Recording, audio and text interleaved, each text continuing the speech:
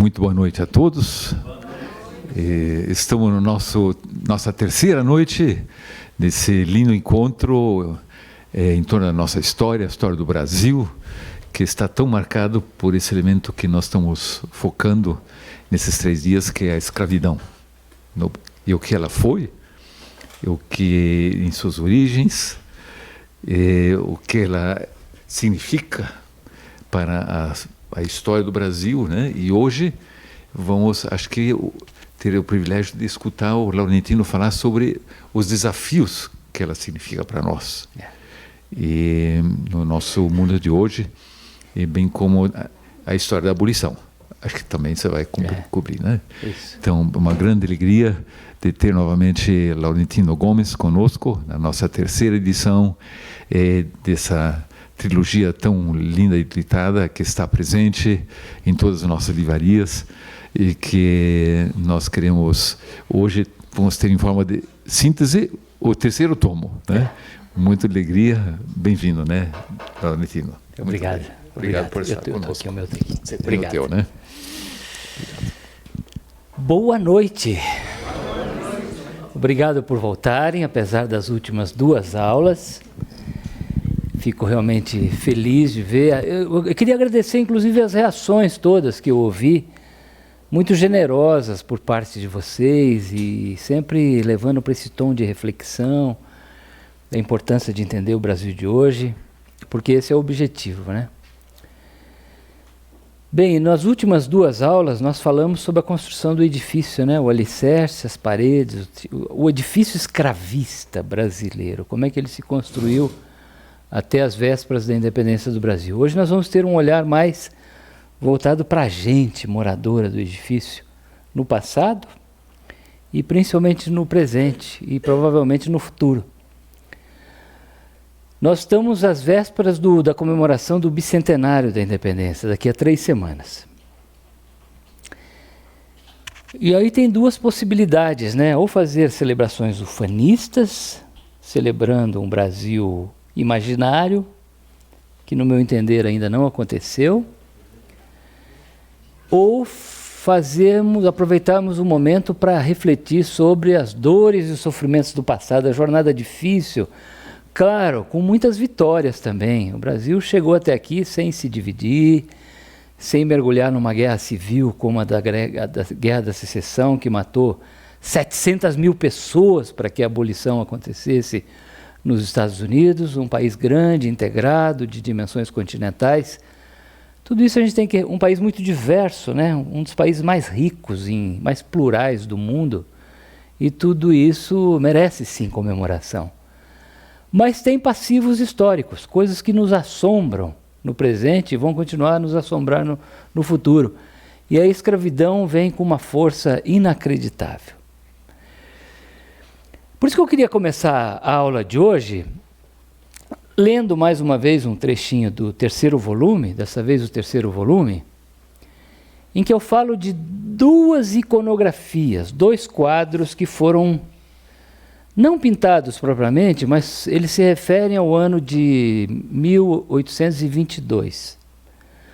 A arte, como vocês sabem, ela não é uma fotografia jornalística, mas ela expressa sentimentos, desejos, valores, referências estéticas muito profundos, de natureza psíquica, inclusive, tanto para uma pessoa quanto para uma sociedade. Então, por isso que é muito importante analisar obras de arte, né? A professora Lilian Schwartz faz isso muito bem, e eu gosto muito do trabalho dela, quando ela pega um quadro e destrincha aquele quadro para mostrar quais são os significados que estão escondidos ali. E a arte, às vezes, ela mostra e às vezes ela esconde determinadas coisas. Então vamos ler esse juntos. Está na introdução desse 3º volume de Escravidão. São mais 4 parágrafos só, 3 parágrafos.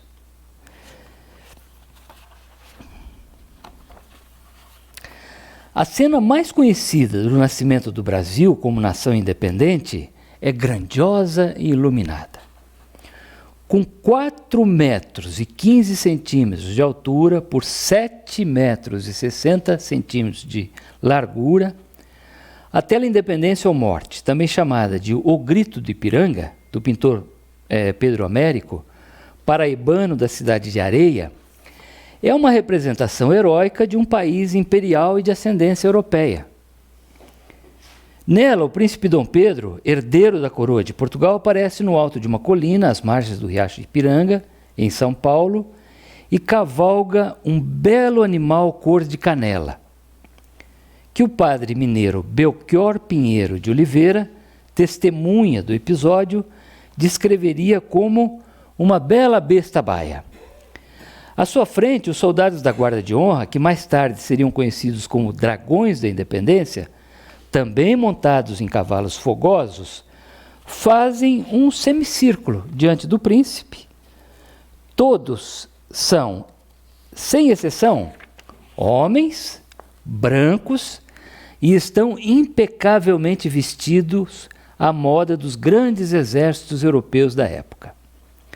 Atualmente em exibição no Museu Paulista do Ipiranga, é este o retrato oficial e ufanista do exato momento em que o futuro imperador ergue a espada para anunciar, no final da tarde de 7 de setembro de 1822, o rompimento de todos os laços que até então prendiam os brasileiros aos colonizadores europeus.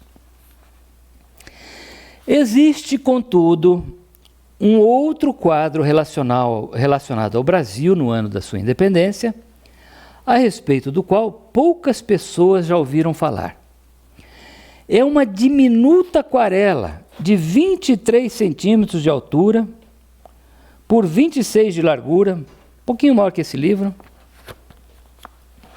que hoje faz parte do acervo da Biblioteca Nacional da Austrália. O seu autor, o viajante e pintor inglês Augustus Earle, E-A-R-L-E, visitou o Brasil diversas vezes no início do século XIX e morou na Oceania, o que explica a sua obra ter ido parar do outro lado do mundo. Ali aparece um pedaço da realidade brasileira que ficou oculto na imponente pintura de Pedro Américo, a escravidão. A cena registrada por Augustus ocorre em data incerta, no ano de 1822, no interior do Calabouço, prisão situada no antigo Morro do Castelo do Rio de Janeiro, onde hoje é o Museu Histórico Nacional. Se vocês forem lá, ali ficava o calabouço, perto do aeroporto Santos Dumont. Um escravo nu, de mãos atadas a um poste de madeira, está sendo açoitado por outro homem também negro. O sangue escorre em profusão do seu corpo esquálido. Os dedos retesados dos pés indicam a intensidade da dor que sofre a cada golpe. O ambiente retratado na pequena aquarela é assustadoramente lúgubre. Ao mesmo tempo, tem um aspecto de algo rotineiro, ao qual as pessoas estariam perfeitamente habituadas. Enquanto o carrasco desfere as chibatadas sobre as costas do escravo, um grupo observa tudo com ar de indiferença. Do lado esquerdo, um homem de pé, branco, de braços cruzados, envergando uma cartola e botas de couro até os joelhos, provavelmente o dono do escravo, confere o andamento do suplício com visível enfado. Atrás dele, um outro homem negro, com as mãos atadas às costas e contido por um guarda armado, traz nos olhos o pavor do que o espera. É o próximo da fila a ser açoitado. Um terceiro, mais ao fundo, é conduzido de volta para a cela com as costas lanhadas pelo chicote. O carrasco traz uma cruz pendurada no pescoço e uma fita escarlate amarrada à cintura. Tem os pés descalços, indício de que também ele é um escravo. Outro açoitador, igualmente negro e descalço, está sentado no canto direito. Tem o semblante exausto e do seu pulso pende um chicote já ensanguentado, a sugerir que a sessão de tortura é executada em regime de revezamento. No centro da tela, uma figura cobre o rosto com uma das mãos, enquanto a outra é espalmada em direção ao pelourinho, como se tentasse não ver o que se passava ali. O açoitamento de negros era um dos 5 serviços de disciplina que o governo brasileiro oferecia aos senhores escravocratas no ano da independência do Brasil. Os outros eram prisão com trabalhos forçados, punição também chamada de galés, a prisão simples sem trabalhos forçados, o degredo para Angola, Moçambique, São Tomé e Príncipe e alguma província distante do próprio Brasil, e por fim a pena de morte, a mais drástica de todas, quase sempre por enforcamento. Os castigos de açoites eram aplicados sem julgamento e sem qualquer outra formalidade legal, bastando apenas que o senhor fizesse o requerimento e pagasse uma pequena tarifa, no valor equivalente a R$160 por 100 chibatadas. Segundo as anotações da Intendência Geral da Polícia da Corte, em um único dia, 2 de janeiro de 1826, as autoridades receberam R$4.640 como pagamento de 2.900 chibatadas em 16 escravos, incluindo 4 mulheres. No mês inteiro, foram aplicados 31.650 açoites sobre as costas de 170 escravos, pelos quais seus donos pagaram R$50.640. Ao longo de todo o ano de 1826, o total subiu para 330.400 chibatadas, que custaram aos senhores R$528.640.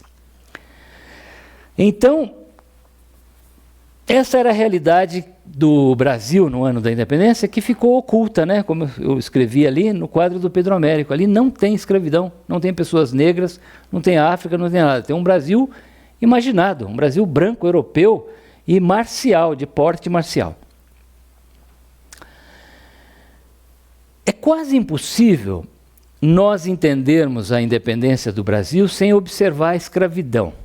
Aliás, a escravidão, eu diria assim, que é a espinha dorsal, ela é o fio condutor de todos os grandes acontecimentos da história do Brasil. No passado, e eu diria talvez também no presente, talvez no futuro. É a escravidão que vai conduzindo a maneira como o Brasil se organiza, como o Estado brasileiro se organiza, como a sociedade se relaciona entre si, né?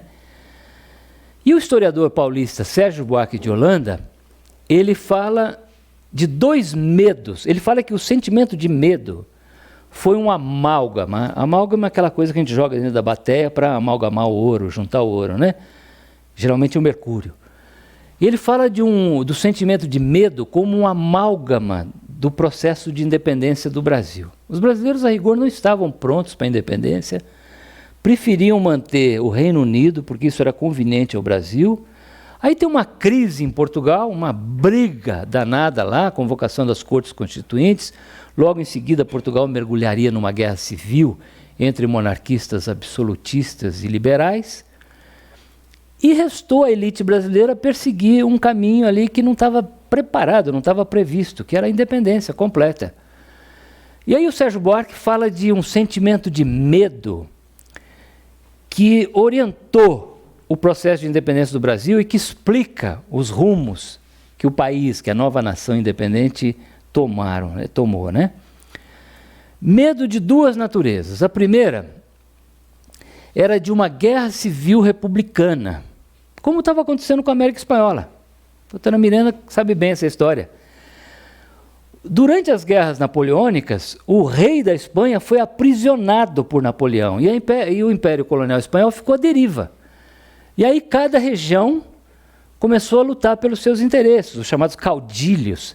A América Espanhola entrou em guerra civil e se fragmentou numa constelação de países independentes que nós temos hoje, né? Argentina, Chile, Peru, Equador e assim por diante, Colômbia, Venezuela e México e assim vai. Então esse era o grande medo, o primeiro grande medo, de que houvesse uma guerra civil. Se o Brasil fosse por uma via republicana, o Brasil poderia se fragmentar, poderia mergulhar numa guerra civil. Mas aí tinha um segundo medo que era maior que o primeiro. Que era o seguinte: como o Brasil não tinha forças armadas constituídas, organizadas, Para lutar a guerra civil entre si, os chefes políticos regionais teriam que armar os seus escravos. Essa era a força disponível. Esses escravos armados e imbuídos das ideias libertárias que sopravam da Revolução Francesa, da independência americana, da independência do Haiti em 1791-92, poderiam reivindicar a própria liberdade e trucidar os brancos. Eu falei sobre isso ontem, né? O medo do haitiísmo no Brasil. A soma desses dois medos, de uma guerra civil republicana e de uma guerra étnica, de uma bomba social, de um Brasil que explodisse como uma panela de pressão defeituosa, levou a elite brasileira a optar por um caminho conservador. A ruptura do Brasil com Portugal é uma revolução sob controle. Então, rompemos os vínculos com Portugal, vamos manter o herdeiro da coroa de Portugal no trono, a monarquia continua por mais 67 anos e a gente não mexe em nada. Não acaba com o tráfico negreiro, nem pensar acabar com a escravidão, não faz reforma agrária, não distribui riqueza, não alfabetiza as pessoas, não promove educação. O Brasil nessa época tinha 99% de analfabetos, não mexe em nada. Porque o Brasil é um experimento muito perigoso. Se sair fora do controle, explode e todos nós, senhores do café, barões, senhores de engenho, fazendeiros, mineradores de ouro e diamante, charqueadores, temos muito a perder. Então, o Brasil segue um caminho monárquico e assim permanece. Então, é um pacto que nasce entre a aristocracia rural escravista e o trono brasileiro. Um apoia o outro e um não mexe no interesse do outro. Foi o que eu falei ontem, né, quando a corte chegou, que o Dom João ganha de presente de um traficante a melhor casa da cidade, o Palácio da Quinta Boa Vista. É isso. Isso pode ser um grande resumo, claro que os monarquistas vão discordar visceralmente do que eu estou falando, mas isso pode ser um bom resumo do primeiro e do segundo reinado, um pacto entre o escravismo e o trono. Os fazendeiros participam dos dois grandes partidos imperiais, o liberal e o conservador. Geralmente uma mesma família tinha políticos nos dois partidos, fingiam que eram adversários, mas na verdade dominavam as suas regiões pelo resto da vida. Então, forneciam a segurança do território na chamada Guarda Nacional, para a qual eles eram nomeados coronéis, né, os famosos coronéis. E recebiam também títulos de nobreza, barões, viscondes, marqueses, hábito de Cristo, comenda da Ordem da Rosa e assim por diante. Então, um pacto, um toma lá da cá, entre a monarquia e a aristocracia escravista.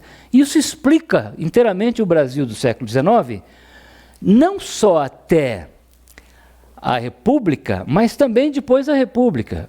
Porque se vocês tiveram a oportunidade de ler o livro 1889, e leiam, vale a pena, eu mostro ali que essa elite conseguiu rapidamente se reciclar, né? O pacto, ele implode, ele deixa de fazer sentido com a Lei Áurea de 1888. Os fazendeiros se sentiram traídos e migraram para a campanha republicana. A quantidade de fazendeiros que virou republicano, aliás, o Partido Republicano Paulista, que foi o mais importante, foi fundado em Itu, na Convenção de 1873, por fazendeiros. E são os mesmos fazendeiros e senhores de escravos que passam a mandar na República na chamada política do café com leite, também chamada de política dos fazendeiros ou dos governadores, que vai do governo Campos Salles até a Revolução de 30, do Getúlio Vargas. E se vocês observarem bem em Brasília hoje, está lá ainda.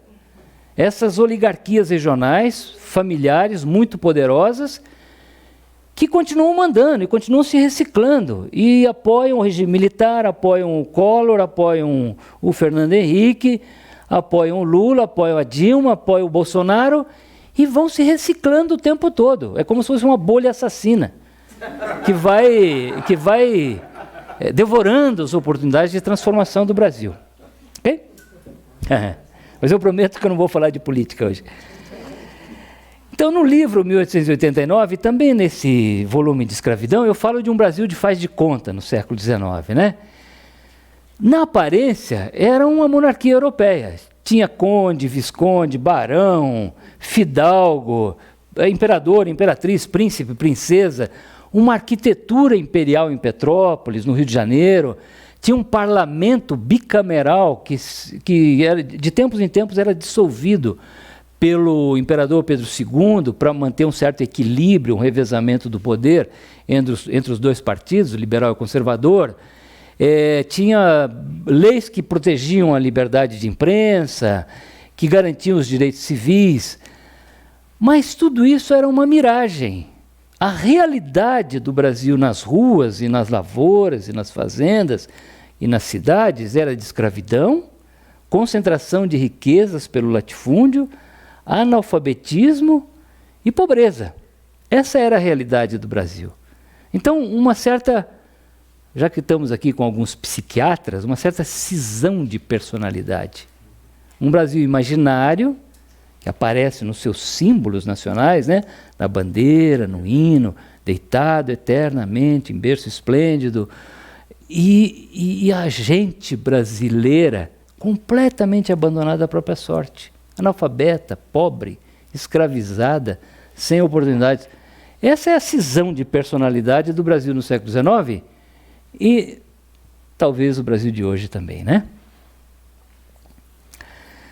E aí é interessante observar, do ponto de vista da história da escravidão, que esse Brasil da miragem, ele se torna um Brasil para inglês ver durante um determinado período. E isso é literal. Em 1826, bem, primeiro, no ano da independência, o Brasil era o maior território escravista da América, como sempre tinha sido. O mercado do Valongo, no Rio de Janeiro, que fica lá no bairro da Gamboa, era o maior entreposto de comércio de gente nas Américas. Recebia cerca de 40 mil pessoas escravizadas por ano, que desembarcavam, ali ficavam em quarentena para curar das suas doenças, se recuperar da travessia, e depois eram leiloadas em praça pública, como eu falei aqui na primeira aula, né? Então o Brasil era o maior território escravista e assim continuou até bem depois da primeira metade do século XIX. Mas, em razão de um tratado de reconhecimento da independência do Brasil por parte da Inglaterra, em 1825 e 1826, vocês se lembram que eu falei ontem do abolicionismo britânico, né? A Inglaterra, como condição para o reconhecimento da independência do Brasil, exigiu o fim do tráfico de escravos. Inglaterra abolicionista.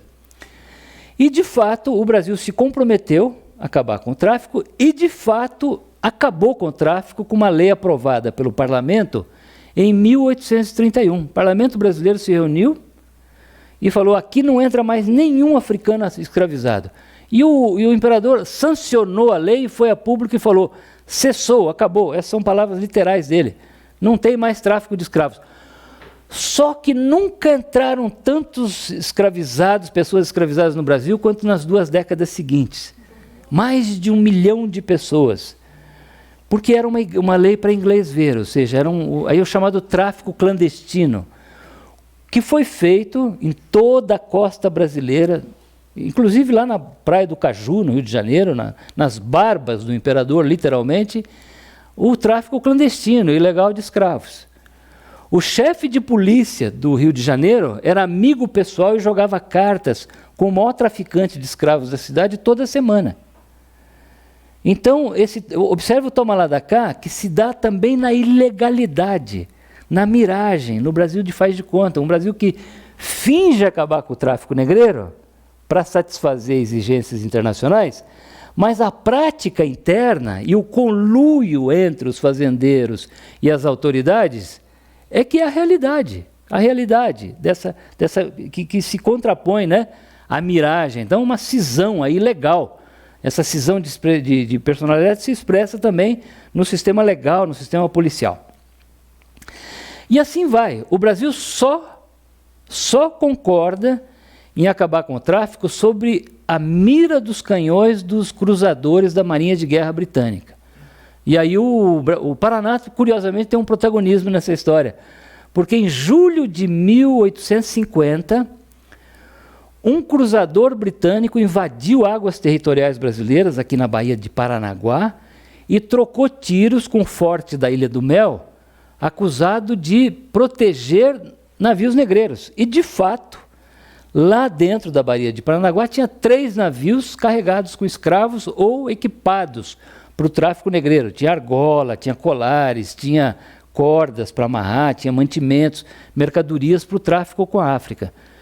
Então houve uma troca de tiros, esses 3 navios foram apreendidos e rebocados para o alto mar por um cruzador da Marinha Britânica. Isso foi uma humilhação internacional. Esse Império Brasileiro, que tinha grandes pretensões, um império muito vaidoso, que sonhava ter um papel de destaque no mundo, o imperador Pedro II, um homem muito respeitado no exterior, amigo de Grambel, de Vitor Hugo, de inúmeros filósofos, poetas, escritores, se sentiu pessoalmente humilhado. Aí, em poucas semanas, o governo se reuniu, convocou o parlamento e aprovaram. Então se aprovou a Lei Eusébio de Queiroz, que acabou, aí sim, acabou de fato com o tráfico negreiro, embora tenha notícias ainda de desembarques em 1852, o último em 1856, mas todos identificados e punidos, né? Então, mas foi só sob a mira dos canhões da Marinha Britânica, que esse grande território escravista, tão viciado, tão habituado à escravidão, concordou. Mas aí começa um outro tráfico, que é um tráfico interno. A lavoura de açúcar no Nordeste estava em crise e a grande riqueza nacional era o café, no Vale do Paraíba e no Oeste Paulista e no Sul de Minas. O Brasil se tornou o maior produtor mundial de café, chamado Ouro Verde, e aí houve uma inflação nos preços de escravos depois da Lei Eusébio de Queiroz, claro. Essa era a mão de obra vital do Brasil, que a lavoura precisava. Então, os fazendeiros do café do Sudeste começaram a comprar os escravos da lavoura canavieira que estava em crise. E cerca de entre 750 a 800 mil pessoas vieram do Nordeste para São Paulo. Ontem alguém aqui, que eu não me lembro bem, perguntou por que tem tantos poucos negros aqui nessa região, ou em Curitiba. E uma das razões é isso. Os que tinham aqui teve escravidão, foram vendidos para as lavouras de café, porque era um negócio muito lucrativo esse negócio interno. Além de uma outra razão, que eu vou falar um pouquinho mais adiante, que é o branqueamento da população pela chegada de imigrantes, né? Isso explica essas diferenças, né? Mas antes de chegar nesse ponto, eu quero falar do ano de 1870. 1870 é um ano chave na história imperial brasileira, porque acontecem 4 ou 5 coisas que comprometem o futuro da monarquia no Brasil. Eu poderia dizer assim que 1870 é o auge da monarquia, porque o Brasil tinha acabado de passar por uma experiência extremamente difícil, que foi a Guerra do Paraguai, que começou em 64 e foi até 1870. E o Brasil quase perdeu essa guerra. O Brasil realmente não tinha recursos, não tinha exército organizado, teve que mobilizar forças que a rigor não existiam. Muitos e muitos escravos foram para a frente de batalha lutar pelo mesmo país que os escravizava. Isso foi a primeira vez que aconteceu. Muitos senhores de escravos, inclusive, mandaram escravos para não ter que mandar os seus próprios filhos e justificaram.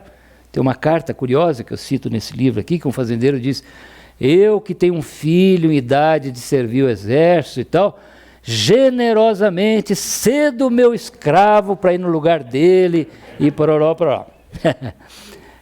A hipocrisia brasileira. Então é isso. Então passou por uma prova muito grande que foi. Mas era também um país muito transformado por mudanças tecnológicas e também nas ideias, nas comunicações ao longo do século XIX. Alguns que a gente pode citar. A imprensa, que não existia no Brasil e chegou em 1808, em 1870 já era um fenômeno de todas as grandes cidades brasileiras. O jornalismo tinha se tornado realmente, digamos assim, o principal fórum de debate e de formação de opinião no Brasil. O telégrafo, que distribuía notícias instantâneas para todas as regiões, as ferrovias, Na véspera da proclamação da República, o Brasil tinha 9 mil quilômetros de rodovias prontas e mais 9 mil em construção.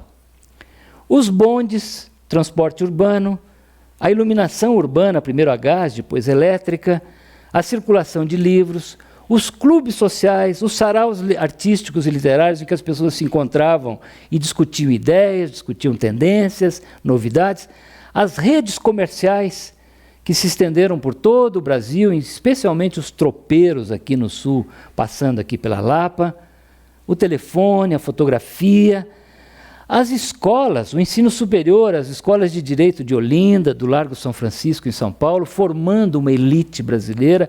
Essa elite se conhecia nos bancos escolares, depois se casava entre si, ficavam amigos, se aliavam e participavam da vida dentro dos partidos imperiais. Então, um Brasil bastante transformado. Esse é o auge do Império, mas aí tem 4 sementes de destruição do Império que são plantadas em 1870. A primeira é o início da campanha republicana. O Manifesto Republicano foi publicado em 1870. Então, começa ali uma campanha que depois se tornaria muito importante no Brasil e que levaria à queda do Império no dia 15 de novembro de 1889. Então, primeira coisa, o início da campanha republicana. Segunda, o início de uma coisa chamada questão militar. Os militares, depois da Guerra do Paraguai, se sentiram desprestigiados. Os soldos diminuíram, os efetivos também diminuíram, e começa uma briga de interesses entre as chefias das autoridades militares e as autoridades do Império. Essa seria a principal razão pela qual o Marechal Deodoro da Fonseca ergueria a espada contra o Dom Pedro II na manhã do dia 15 de novembro de 1889. Essa chamada questão militar. Que depois também tem uma outra chamada questão religiosa, mas que é secundária. Mas assim, é uma briga entre a maçonaria e a igreja. O Papa proíbe os católicos de frequentar a igreja, a maçonaria e vice-versa. O imperador tinha o regime do padroado, que ele tinha que sancionar as bulas papais no Brasil. O seu principal ministro, o Visconde do Rio Branco, era grão-mestre da maçonaria, e aí começa uma confusão. A princesa Isabel era uma mulher muito carola, muito aliada ao Papa, à Igreja. Isso também contribui para a erosão da legitimidade do Império, né? Depois tem o abolicionismo. O abolicionismo é a primeira grande campanha de rua na história do Brasil e chegou muito atrasada, né, com quase um século de atraso em relação à Inglaterra e aos Estados Unidos, mas chegou. E começa, assim, os principais eventos ocorrem a partir de 1870. E como eu citei há pouco, havia um pacto entre o trono e a elite escravista.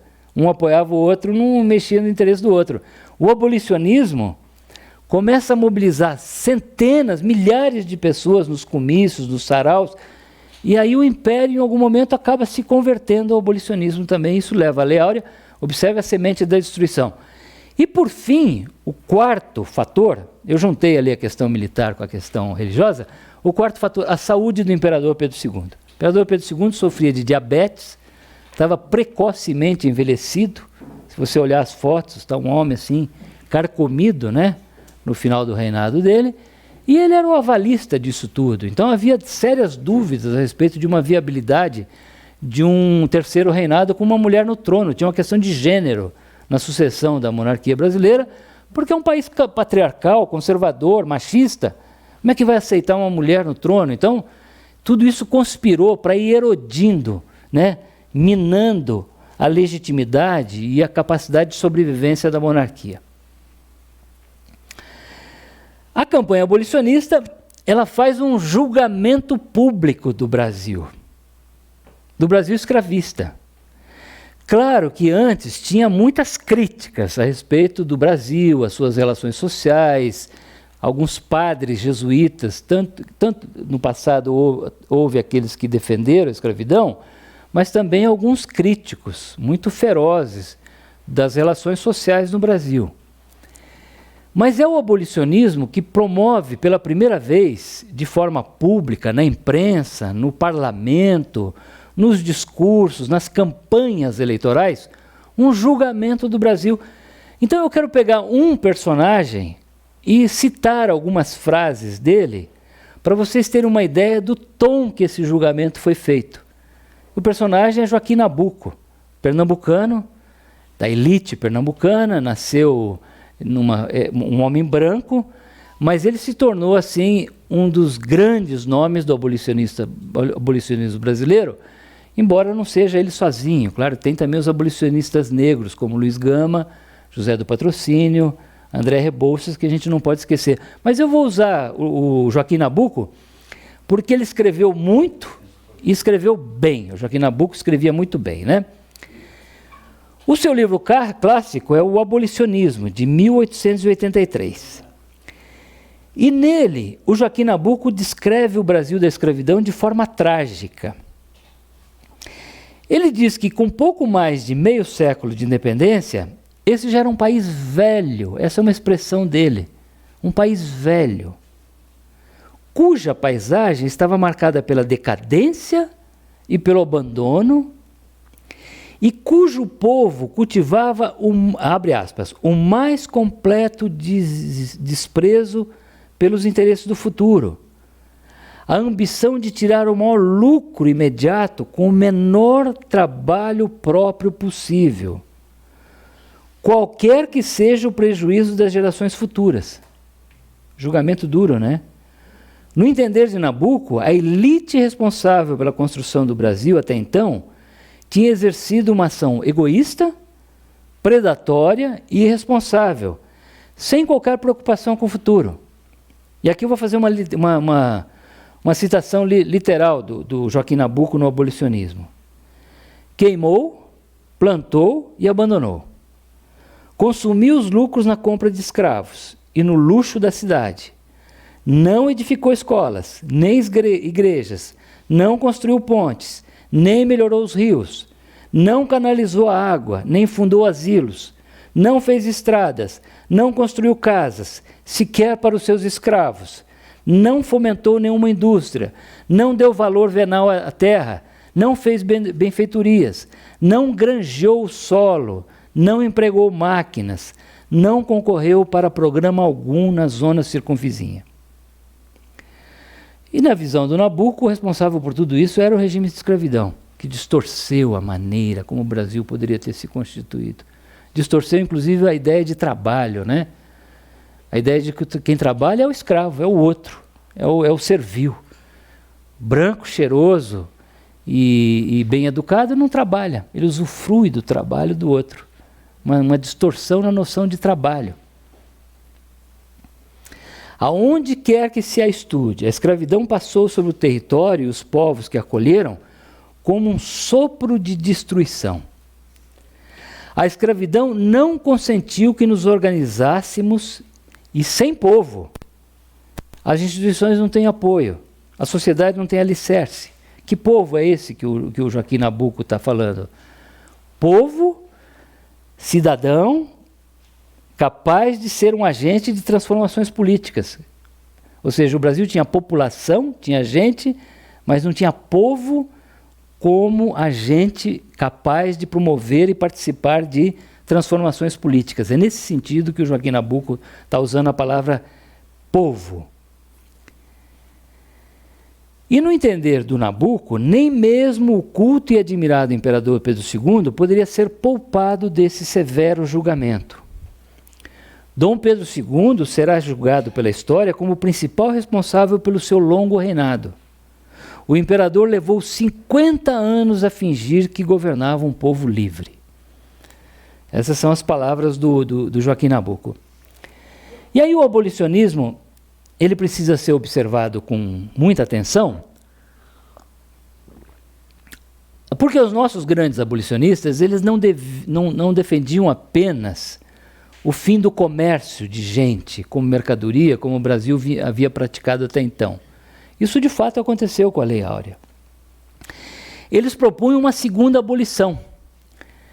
Como? Dando terra, trabalho, renda, moradia, educação, cidadania, possibilidade para que os ex-escravos e os seus descendentes participassem ativamente da sociedade brasileira na plenitude dos seus direitos e deveres. Então, o André Rebouças, por exemplo, ele defendia a ideia de uma chamada democracia rural, que era uma reforma agrária. Ele dizia o seguinte: é preciso taxar o latifúndio improdutivo de maneira progressiva, punir o latifúndio com tributação progressiva, de maneira que em algum momento seja mais vantajoso distribuir a terra para as pessoas que realmente têm a necessidade de cultivá-la. Isso o Brasil jamais fez. O Brasil jamais fez uma reforma agrária. Ao contrário, em 1850 o Brasil fez uma lei de terras que concentrou a propriedade da terra e dificultou a sua transmissão. Por quê? Para evitar que os futuros imigrantes que chegariam, inevitavelmente chegariam, porque esse era um projeto importante no Segundo Império, tivessem acesso à terra. E principalmente que os escravos, eventualmente libertados, tivessem acesso à terra. Então o Brasil fez, assim, lentamente foi tomando algumas medidas rumo ao fim da escravidão. A primeira grande providência aconteceu logo no ano seguinte ao fim da Guerra do Paraguai, que foi a Lei do Ventre Livre, de 1871. A partir daquele momento, pelo menos legalmente, teoricamente, os filhos de mulheres, homens e mulheres escravizados, não seriam mais escravos. Mas é uma lei que teve pouco efeito, porque havia fraude nas certidões de nascimento, muitos párocos e oficiais de registro civil registravam os escravos com data anterior, nascimento com data anterior à lei, e eles continuaram escravos. A lei também dizia que o fazendeiro, quando nascesse uma criança, teria a possibilidade de libertá-la de acordo com a lei ou mantê-la sob a sua tutela como aprendiz até a idade adulta. O que significava isso? Continuar na senzala, como escravo. E a imensa maioria dos fazendeiros fez isso com a lei do ventre livre. Manteve os recém-nascidos, as crianças, os adolescentes, como aprendizes sob a sua tutela. Então, a lei do ventre livre teve pouco efeito. E logo em seguida, na década de 80, já em 1885, veio a lei dos sexagenários, que teoricamente liberta os escravos com mais de 60 anos, que também foi inútil porque a expectativa de vida no cativeiro era muito pequena. Então a possibilidade de uma pessoa chegar a 60 anos na condição de escravizada era mínima. Mas ainda assim foram gestos simbólicos que mostraram um Brasil indo rumo à abolição. E a abolição, de fato, chegou no dia 13 de maio de 1888, foi celebrada assim, de forma muito intensa durante vários dias no Rio de Janeiro, nas grandes capitais. A notícia se espalhou pelo telégrafo instantaneamente, os jornais reproduziram o texto da Lei Áurea em todas as grandes capitais. Então, assim, foi um momento de grande conquista. Hoje, vocês sabem, tem aí uma guerra pelo calendário cívico nacional, né? Tem gente, especialmente do lado do chamado movimento negro, que defende que a data mais importante deveria ser o 20 de novembro, que é a morte de Zumbi dos Palmares em 1695. E tem às vezes os mais conservadores que dizem, não, é o 13 de maio, que é a data mais importante na história da escravidão. No meu modesto ponto de vista, as duas datas cabem perfeitamente na história da escravidão, porque elas têm significados diferentes, né? O 20 de novembro é luta, é resistência, é sangue, é morte, é enfrentamento. Isso houve. O 13 de maio é o coroamento de uma grande campanha popular de rua que mobilizou milhares de brasileiros, brancos e negros. Foi uma conquista realmente dos brasileiros. Porque o problema não é o 13 de maio, é o 14 de maio. Claro que tem um outro problema anterior, que é uma narrativa branca da abolição, como se a abolição fosse uma concessão, uma obra de benemerência dos brancos, né? Esses brancos transformados pelas revoluções, pelo iluminismo, pelas revoluções liberais do século XVIII e XIX, teriam chegado finalmente à conclusão de que a escravidão era imoral e que, portanto, era hora de resgatar uma raça oprimida do cativeiro, como se usava, uma expressão que se usava. Essa é uma narrativa branca, e que às vezes bota um protagonismo para a princesa Isabel, né? Como se ela tivesse feito. Não, foi uma luta de todos os brasileiros, especialmente os negros, que fugiram, se rebelaram, formaram quilombos e tal. Mas o problema mesmo é o 14 de maio. Então, se vocês me permitem, eu vou ler mais um... Isso é malandragem de quem está dando aula, porque aí facilita. Eu vou ler aí, não preciso falar. Eu vou ler um trechinho do último capítulo desse livro, que é o dia seguinte. É só um trechinho. As fazendas de café do Vale do Paraíba, o coração escravista do Brasil no século XIX, testemunharam um grande êxodo nos dias seguintes à Lei Áurea de 1888. Foram cenas de proporção bíblica. Milhares de homens, mulheres e crianças se puseram em marcha, sem destino algum. Eram os novos libertos brasileiros. Muitos deles, depois de receber as notícias do Rio de Janeiro, simplesmente se recusaram a continuar trabalhando para os seus antigos senhores.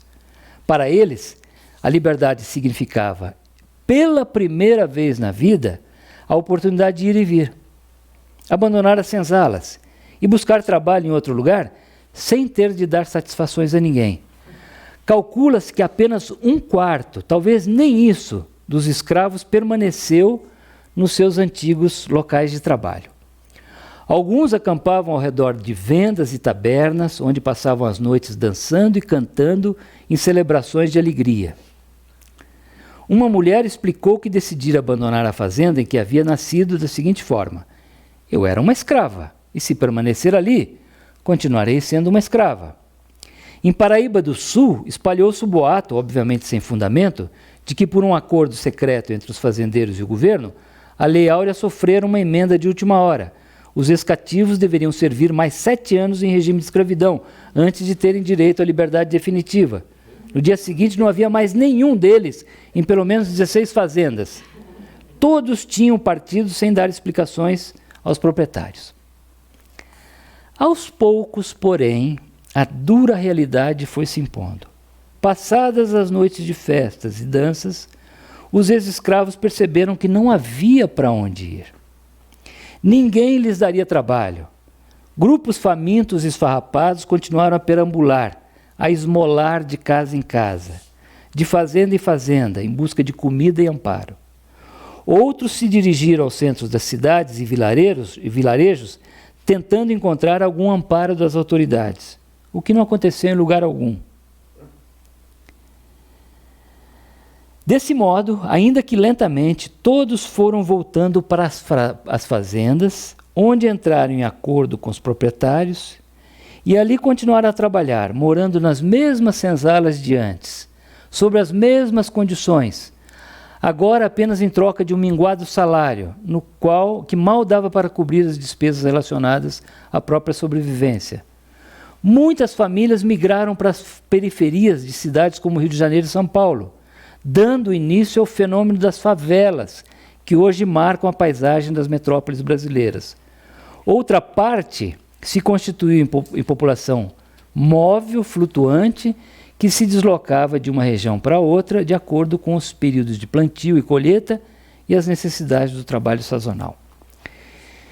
Então essa foi a realidade do Brasil no 14 de maio, o abandono, a data do esquecimento.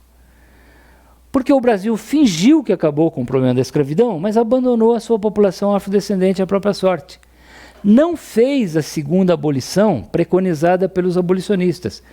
Tem um projeto de Brasil que fica abortado pela metade, ele não acontece, ele não se completa.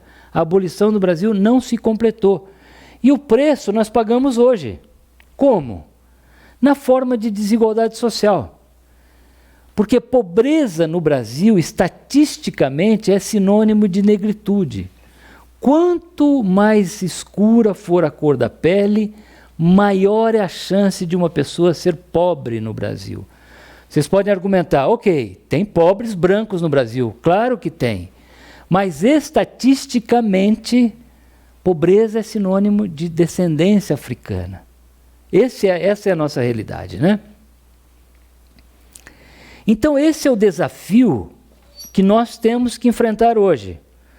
O Brasil é um dos países mais segregados do mundo. Quem tiver um olhar atento e honesto sobre a realidade brasileira, vê a herança da escravidão na paisagem.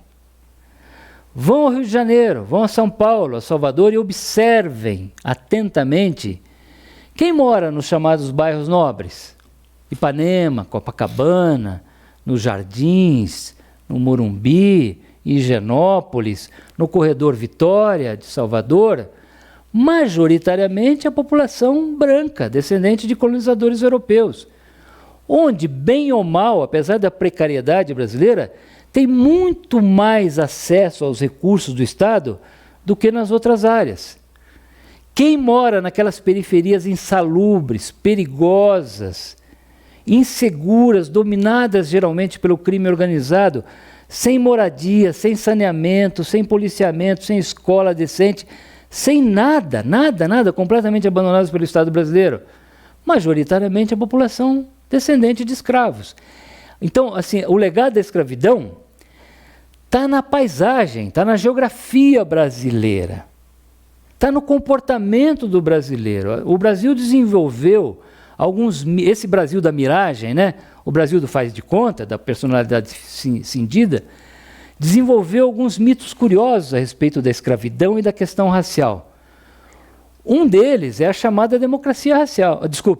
É que a escravidão brasileira teria sido mais boazinha, benévola e patriarcal, melhor do que em outros lugares. E o resultado seria a democracia racial. Nós teríamos nos misturado muito rapidamente e hoje nós seríamos todos amigões. E está tudo bem, está resolvido. O que é um auto-engano. Uma coisa é você conviver na praia e dançar e brincar junto no carnaval. A outra é não dar oportunidades para que esse Brasil se realize. E quando você olha as estatísticas, existe uma segregação nos números. Por qualquer indicador social que você queira medir o Brasil, há um abismo entre o Brasil branco e o Brasil negro, o Brasil mestiço. Que é uma realidade intolerável, porque nós não vamos a lugar nenhum enquanto essa situação não for resolvida. Então eu vou ler só mais uma vez... Só mais uma vez, um trechinho desse último capítulo, em que eu falo de alguns números do Brasil resultante dessa falta da segunda abolição. Negros e pardos, classificação que inclui uma ampla gama de mestiços, representam 54% da população brasileira, mas a sua participação entre os 10% mais pobres é muito maior, de 75%. 75% dos 10% mais pobres do Brasil são negros ou pardos. Na faixa do 1% mais rico da população, a proporção se inverte. Nesse restrito e privilegiado grupo, situado no topo da pirâmide de renda, somente 18% são descendentes de africanos. Quase 80% das pessoas que em 2019 viviam em condições de extrema pobreza no Brasil, com renda per capita familiar inferior a $2 por dia, são descendentes de africanos. O maior grupo de brasileiros situado abaixo da chamada linha de miséria é constituída por mulheres negras ou pardas, 40% do total. Na educação, enquanto 22% da população branca tem 12 anos de estudo ou mais, a taxa é de apenas 9% na população negra. O índice de analfabetismo entre negros é de 9%, mais do que o dobro entre os brancos. A brutal diferença se repete na taxa de desemprego, de 14% versus 9,5% respectivamente. Em 2019, os negros do Brasil ganhavam em média R$ 1.660 por mês, enquanto a renda dos brancos era de R$ 2.880. Nas escolas de curso superior, em 2012, os negros eram apenas 29% dos estudantes de pós-graduação, 0,03% do total de aproximadamente 200 mil doutores nas mais diversas áreas de conhecimento, e só 1,8% entre todos os professores da Universidade de São Paulo. E aí vai. Se você aplicar piloto de avião, dentista, médico, escritor, jornalista, arquiteto, compositores, maestros, músicos, tudo, essa pirâmide invertida. Ou seja, a representatividade das pessoas de descendência africana é inversamente proporcional à situação demográfica real do Brasil. Então é com essa situação que nós nos defrontamos hoje. Um Brasil desigual, um Brasil injusto, um Brasil segregado e um Brasil que principalmente desperdiça gente, desperdiça talentos e vocações, porque é disso que nós estamos falando. Quando, nas muitas entrevistas que eu dei até agora, eu insisto na necessidade dessa segunda abolição, que no meu entendimento é basicamente combater a desigualdade social, isso interessa não só aos negros e aos pardos, mas também aos brancos, porque isso vai nos fazer um país melhor do que nós somos hoje. Porque pense o seguinte, nesse início de século XXI, a riqueza das nações não está mais apenas nos seus recursos naturais, no petróleo, no alumínio, no ferro, no manganês, no agronegócio, que é resultado dos nossos recursos naturais, do nosso solo, do nosso sol, né? A riqueza das nações, nesse início do século XXI, está no conhecimento humano. É a chamada era da tecnologia e da informação. A riqueza das nações nasce daqui. É isso que gera iPhone, Tesla, SpaceX, Google, Amazon, redes sociais, Facebook, Instagram. É o conhecimento humano. Isso a gente chama de capital humano. É isso que vai fazer a diferença daqui para frente. E um país que não investe em capital humano, porque despreza a imensa maioria da sua população, relega a imensa maioria da população ao abandono, não vai para lugar nenhum. O Brasil nunca teve um prêmio Nobel até agora. Será que isso tem a ver com a herança da escravidão? Certamente. Como é que a gente vai investir em ciência e tecnologia e inovação se nós desperdiçamos gente? Às vezes eu caminho pelo Rio de Janeiro, especialmente Salvador, e fico observando aquelas pessoas negras executando serviços muito parecidos com o da época da escravidão, puxando carroça, transportando carga, mercadoria na cabeça, e eu me pergunto, quantos líderes empresariais estão aí, quantos médicos, quantos dentistas, quantos escritores, quantos deputados, senador, governador, ministro do Supremo Tribunal, que nunca vão acontecer, porque não tiveram a chance de começar minimamente, em condições minimamente dignas, na infância. Não tiveram escola decente, não tiveram moradia decente, tiveram que começar a trabalhar cedo para ajudar a família em casa, e nunca vão acontecer plenamente como seres humanos. Isso é um desperdício de gente, é um desperdício de Brasil. E por isso que eu insisto que a escravidão, só para terminar e resumir tudo, né? Não é livro de história, ela é uma realidade concreta no Brasil de hoje, mas ela é também tanto uma oportunidade como uma enorme ameaça no nosso futuro. É uma oportunidade se nós, brasileiros que estamos vivos hoje, encararmos a responsabilidade de fazer a segunda abolição, de completar a segunda abolição. Mas é uma ameaça enorme se nós não fizermos isso. Porque aí o Brasil vai continuar sendo um país pobre, um país desigual, um país subdesenvolvido. Então esse é o desafio que eu deixo para vocês. Eu acho assim, hoje nós vivemos um Brasil muito cru, muito duro, muito sem sonhos, né? Qual é o grande projeto nacional da direita e da esquerda? Eu não sei. É chutar para frente. Vamos ver o que dá. Eu vejo um Brasil sem sonhos, sem esperança. Quando os nossos abolicionistas do século XIX, eles sonharam grande. Eles tiveram grandes esperanças, eles tiveram grandes sonhos. E eles realizaram a parte desse sonho com a Lei Áurea de 1888. Conseguiram, nas ruas, combatendo, brigando, enfrentando, no parlamento, sem ter que pegar em armas, como na Guerra da Secessão dos Estados Unidos, conseguiram realizar uma parte do sonho. O restante do sonho está na nossa mão. É a gente que tem que fazer. Então, esse é o apelo que fica, né? Aí vocês falam, como? Aí nós conversamos isso na democracia, né? Para isso que serve a democracia. E por isso que a realização desse sonho depende da continuidade da democracia no Brasil. Porque se esse é um sonho nosso, e pela primeira vez nós todos estamos sendo chamados a participar da construção do futuro, nós realizamos esse sonho nas urnas, no voto, fazendo escolhas certas, corretas, privilegiando políticas públicas que apoiem o enfrentamento do legado da corrupção, da escravidão. Então, esse é o chamamento que eu deixo com vocês aqui, de vocês se mobilizarem com a ideia da segunda abolição, porque ele é um sonho que vale a pena ser sonhado e é uma esperança que vale a pena ser alimentada daqui para frente. Então, eu queria agradecer e estou à disposição para eventuais perguntas. Muito obrigado.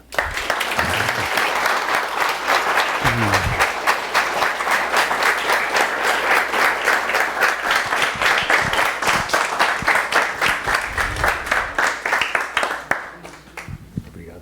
Eu agradeço. Vamos abrir para perguntas. Pois não. Ana. Esse ano é o ano da revisão da lei de cotas para estudantes negros na universidade. Vai acontecer essa revisão e qual que é a sua opinião com relação a isso? Eu sou a favor da lei de cotas. Eu acho que por duas razões principais. Primeira é que é a primeira vez que o Brasil da democracia, uma democracia tumultuada, cheia de altos e baixos, claro, que a gente tem observado, mas é a primeira vez que o Brasil toma uma medida concreta para enfrentar o legado da escravidão. Isso é muito importante. A segunda razão é que lei de cotas tem dado resultado. As estatísticas têm mostrado que tem aumentado significativamente o número de professores, de estudantes, de mestrandos, de doutorandos, como resultado da lei de cotas. Isso está indo para o mercado de trabalho também. Pessoas ocupando posições mais qualificadas no mercado de trabalho e posições também no serviço público, como resultado da lei de cotas. Então, eu sou a favor. Agora, a lei de cotas, ela não é uma solução definitiva, ela é um paliativo, né? Ela está tentando corrigir no meio um problema que está no início. O problema está na falta de oportunidades na infância, para todas as famílias brasileiras, em condições relativamente iguais. Porque os opositores da lei de cotas geralmente invocam o argumento da meritocracia. Meritocracia é muito legal se você começou bem. Boa moradia, boa saúde, boa escola, pais que tinham boa renda, razoável, você não teve que ir para o mercado de trabalho cedo, fazer trabalho sub-humano para poder ajudar a família, aí tudo bem, eu sou a favor da meritocracia também. Agora, se um teve e o outro não, e essa escola é pública, por que esse daqui vai ter privilégio em relação a esse? Não faz sentido. Agora, claro que a lei de cotas ela não pode ser para sempre. Se daqui a 500 anos a gente tiver lei de cotas, é porque deu muito errado. E a gente não conseguiu fazer a segunda abolição. Mas também não pode ser por 10 anos, como está sendo feito agora. Acabou, não vão mais acabou essa brincadeira. Não, a gente tem que persistir, porque dá resultado. E a dívida histórica, o passivo histórico, ele é tão antigo, é de tantos séculos, e envolve tantos milhões de pessoas, que não dá para resolver em 10 anos. Então nós temos que persistir. Agora, é incômodo, claro. O que me incomoda às vezes é ouvir um pai ou uma mãe branca dizendo o seguinte, mas está tirando a vaga do meu filho, da minha filha. É uma defesa de um sistema de privilégios. Essa vaga é do meu filho. Por que o outro lá que não teve o mesmo desempenho no ensino elementar vai tirar a vaga do meu filho? Então é difícil, é duro. Mas eu acho que é uma questão de honestidade moral nossa defender a lei de cotas. Nós temos que ser honestos e dizer que nós temos um problema racial no Brasil e que nós vamos ter que abrir mão de certos direitos e privilégios para poder resolver e fazer essa segunda abolição. Ok. Você diria que a gente pode chegar ao ponto de dizer que no Brasil a gente tem um apartheid? Tem, porque é isso. O Brasil é um dos países mais segregados do mundo, sem necessidade de leis segregacionistas, como teve na África do Sul ou no sul dos Estados Unidos. Ele é segregado na paisagem, nos números e no comportamento. Não adianta dizer que o Brasil é uma democracia racial. Nós somos racistas, nós somos preconceituosos. É melhor. É isso que eu tenho insistido. Nós temos que ter a atitude madura de rever alguns elementos fundadores da nossa identidade nacional. Por exemplo, a ideia de... Será que nós somos honestos mesmo, trabalhadores? Mas então como é que explica a corrupção e o toma lá da cá em Brasília? Será que nós somos mesmo um povo pacífico, cordial, ou nós somos um dos povos mais violentos do mundo, como mostram os índices de criminalidade? Será que nós somos democráticos ou somos autoritários até a medula? E aí tem a questão racial. Nós somos mesmo uma democracia racial ou a gente assume que nós somos preconceituosos e segregacionistas? E isso vai permitir que nós construamos o futuro do Brasil com base em premissas mais maduras e mais corretas. Porque numa democracia você não pode tomar decisões com base em premissas falsas. Se você acha que o Brasil é uma democracia racial, você não vai votar em candidatos e partidos que promovam o combate à desigualdade social e o enfrentamento do legado da escravidão, porque é um não problema. Por que eu vou fazer esse tipo de opção? Mas se a gente estudar, refletir e assumir que nós temos um problema, isso é base da psicanálise, né? É só na hora que você constata a sua condição humana que você consegue dar um passo adiante. Quem eu sou de fato? É isso vale para a sociedade também. Se a gente assumir premissas mais corretas e mais maduras a respeito do que nós somos, nós vamos também ter condições mais maduras e corretas de construir o futuro e tomar decisões daqui para frente.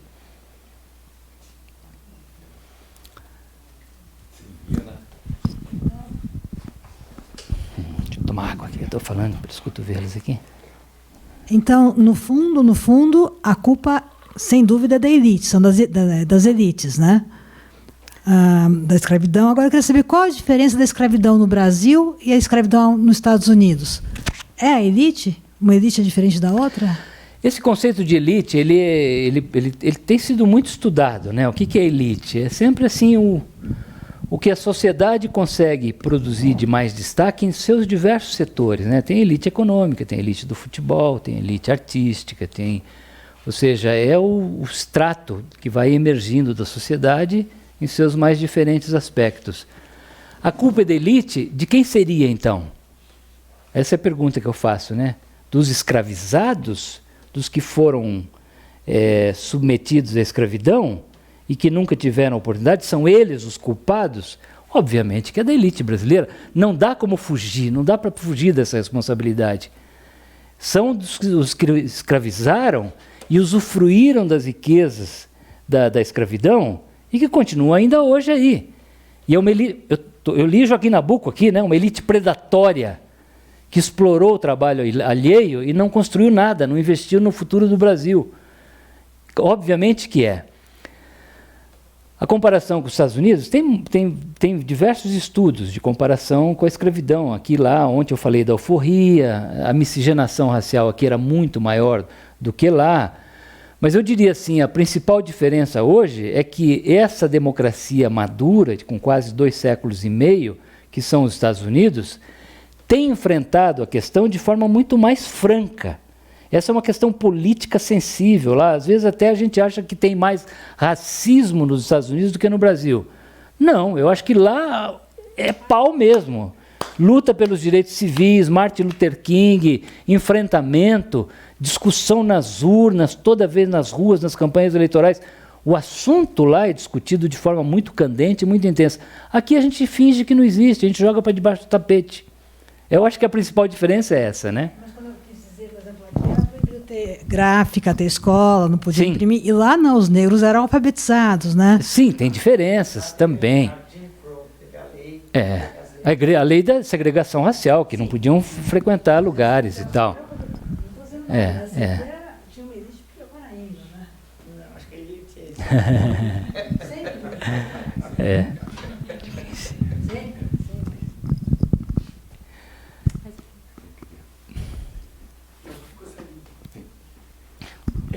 só nessa esteira assim, da comparação entre o preconceito nosso aqui, de origem portuguesa e inglesa, né?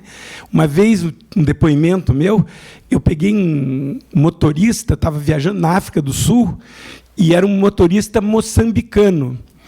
E eu com aquela ideia, né, que a gente que é legal, que é bonzinho, a gente se misturou, miscigenou-se com os negros, e lá na África do Sul, apartheid e tal. Mas o depoimento dele me surpreendeu, porque ele disse, não, é muito pior a colonização portuguesa, que o cara vem, pega a tua mulher para sair com ele. E pelo menos o gringo lá, o lado inglês da África do Sul, não tinha essa mistura. Então, a exploração que esse tipo de compadrio que a gente tem aqui no Brasil, no fim, sob o ponto de vista daquele negro, que era moçambicano, era angolano.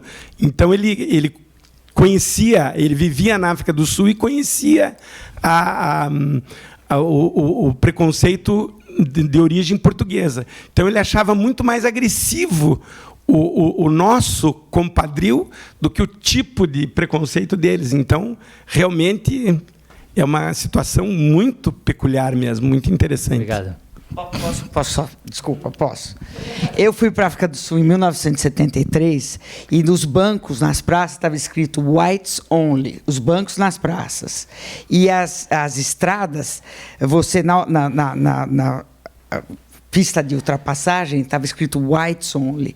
Quer dizer, e tem aquele Trevor Noah, que é o apresentador famoso americano, ele é filho de um suíço com uma sul-africana negra.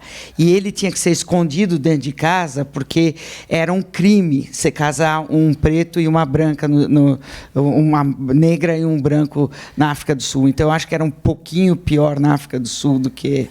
Desculpa. Deixa eu só complementar, já que estamos falando de África do Sul, eu também tenho um depoimento. Eu fui à África do Sul em 2004, portanto, já depois do Mandela e tal, e lá tinha um programa agressivíssimo de cotas, que tem ainda até hoje, inclusive nas redações. E jornalistas negros tinham que começar a ocupar cada vez mais posições, e eu estava lá por uma empresa de comunicação, e isso era um assunto muito delicado. Mas é interessante porque eu fui num restaurante, num bar, e tinha um garçom negro servindo, e antes os negros não podiam entrar, né? E aí eu perguntei para ele, eu falei, o que mudou aqui nos últimos anos? Ele falou, a diferença é o seguinte, agora você está aqui comendo e eu estou aqui servindo, antes eu não podia entrar. Interessante. Isso é. Oi.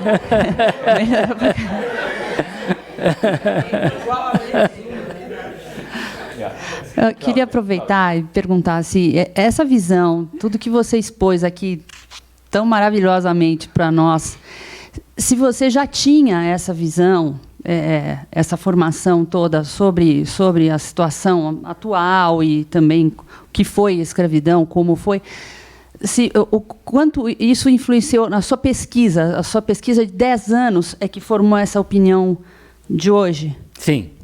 Foi isso. Sim, essa pesquisa e a construção dessa trilogia foram um grande aprendizado para mim. Eu entrei nessa trilogia com ideias bastante pré-concebidas.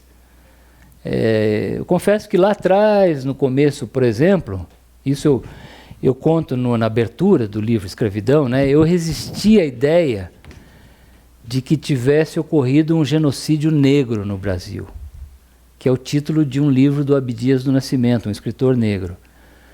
Porque eu pensava assim, se o tráfico negreiro, o objetivo era vender a quantidade maior de pessoas possível, não fazia sentido matar deliberadamente. Se na escravidão, quanto mais escravos sobrevivessem por mais tempo de vida, mais lucro era do fazendeiro, não podia dizer que tinha uma política de extermínio. Mas quando você, com um olhar atento e generoso, observa o que o outro está falando, você tende a ir mudando de opinião. Por isso que o diálogo é tão fundamental. Porque o Abdias do Nascimento, ele diz o seguinte, que pode não ter havido uma política deliberada de extermínio, mas o resultado foi. 1.800.000 pessoas morreram atravessando o Atlântico. Se isso não é genocídio, o que é? Assim, a expectativa de vida era baixíssima no Brasil. Tinha alguns lugares que era de 8, 9, 10 anos. É um genocídio, é um extermínio. E existe o genocídio simbólico, né, do esquecimento, de o apagamento da memória. O genocídio na forma de negar futuro a essa população, impedir que ela se realize, não lhe dando oportunidades. Então foram coisas que eu fui mudando. E hoje eu aceito que existe sim, em andamento no Brasil, um genocídio. Por exemplo, jovens.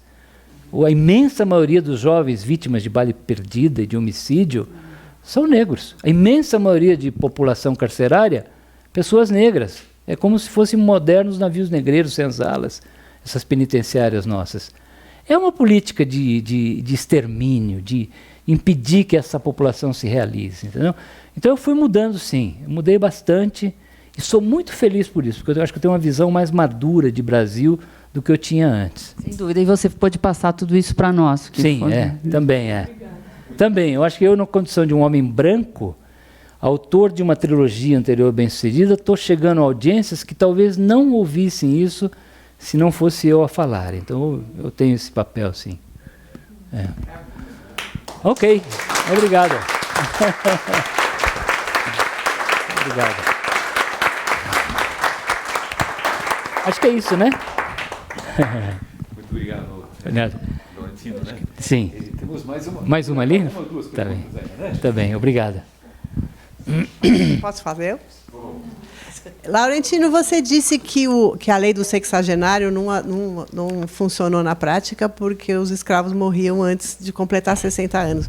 Qual que era a média a expectativa de vida dos escravos naquela época, em comparação com a população? Baixíssima. geral? Eu tenho isso nos livros. 39 anos era a expectativa média de vida entre as pessoas negras no Brasil escravizadas. E da população geral? Da população branca um pouco superior, mas também não era muita coisa, não. 39. Não era muita coisa, não chegava a 60 anos. Mas era melhor do que a população negra escravizada.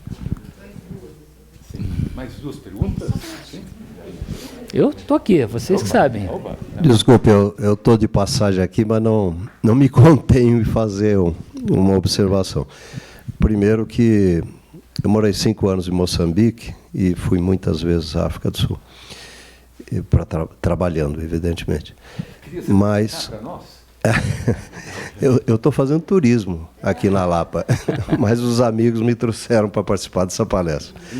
Eu sou Eros Mariumsói, de Florianópolis, professor da Universidade Federal aposentado e também aposentado da EPAGRE, a mesma coisa que a Emater aqui no Paraná. A minha observação é que não são só bancos, são ônibus, são banheiros públicos para negros e asiáticos separados de brancos. O que a gente vê em qualquer cidade, principalmente Joanesburgo, Pretória. Mas eu não quero falar disso, eu quero falar de cotas. Sempre se fala de cotas, se lembra ações afirmativas. E nós esquecemos que teve um sistema de cotas que privilegiou os filhos de grandes fazendeiros, chamado Lei do Boi, por décadas nesse país. Isso. Eles entravam, né? Então, isso foi uma ação não afirmativa, foi uma ação negativa, que depois de décadas, e isso é esquecido por alguns, né? E é muito importante a gente ter claro isso, né? E ter claro todas as observações que eu consegui apanhar aqui, que o senhor fez, e agradeço muito. Obrigado. É verdade, a primeira lei de cotas do Brasil foi a lei do boi que privilegiava filhos de fazendeiros em escolas agrícolas. Já foi revogada, já. Você diz... É bem rápido, mas você diz que não quer falar em política. Sim. Não tem como não falar em política. O nosso Congresso nunca vai fazer uma lei agrária, nunca vai fazer um salário decente, nunca vai fazer a possibilidade disso mudar. E aí? Aí que a gente tem que persistir na democracia. Eu acho que essa é a grande frustração nossa nesse momento, né? A gente achou que, depois da campanha das diretas, era fácil resolver as coisas, assim. 1, 2 eleições, elegia ali o pai dos descamisados, depois o sociólogo, depois o sindicalista, e o Brasil estava resolvido. E os passivos históricos são muito antigos e são muitos que se acumularam antes.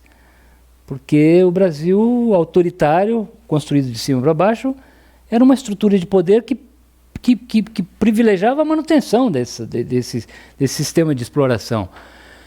Então, assim, a democracia é difícil, ela é complicada, ela é muito frustrante, mas não tem outra maneira melhor da gente construir o Brasil. Assim, se a gente tem sonhos, por isso que é tão importante o que nós estamos fazendo aqui hoje. É disso daqui que vai sair uma nova consciência, é disso que vai resultar em representantes melhores no Congresso, nos governos estaduais, nas assembleias. É desse tipo de conversa. É isso. Agora demora. Os passivos são tão grandes que eu acho que vai demorar gerações e gerações. Mas nós não podemos perder a esperança, é isso que eu insisto. Não podemos perder o sonho, né? Cair nessa esparrela de que o Brasil é assim mesmo, não adianta pensar, não adianta lutar, o Brasil não vai a lugar para ninguém, porque isso faz o jogo dos que estão lá. Mas a gente não pode perder a esperança, entendeu? Isso é uma coisa política que a gente está fazendo. Isso é uma coisa política. É uma coisa política. Sem dúvida. Muito bem. Muito bem. Muito obrigado a todos pela presença. Obrigado. E muito especialmente. Eu que agradeço. Obrigado. Obrigado. Obrigado.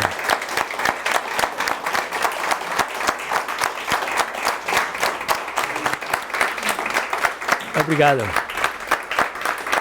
Dizem que amanhã eu vou ter direito a um ovo pochê a mais. É isso? Política de cotas. É isso aí. Palestrante tem direito, né? É isso mesmo.